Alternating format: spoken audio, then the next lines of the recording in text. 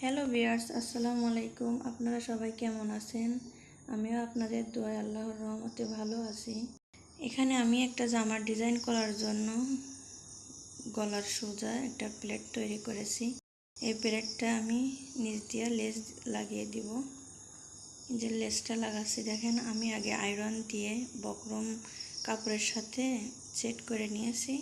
তারপরে গলার সামনে যে অংশ একটু ভি কাটিং ছিল, ওটা উল্টা সাইড থেকে সেলাই করে আমি সিধা সাইডে এনেছি। তারপর লেসটা প্লেটের নিচ দিয়ে আমি বসিয়ে দিচ্ছি।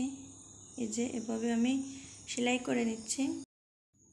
লেসটা সুন্দর করে লাগাতে হবে যেন সেলাইটা লেসের বাইরে চলে না যায়, সেটা খেয়াল রাখতে হবে। এই তো আমার লাগানো শেষ, দুই সাইড থেকে আমি লাগিয়ে নিয়েছি।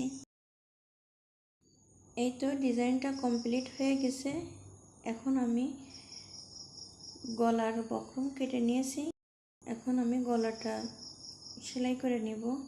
আর আপনারা এভাবে গলাটা সেলাই করে গলাটা লাগিয়ে দিবেন।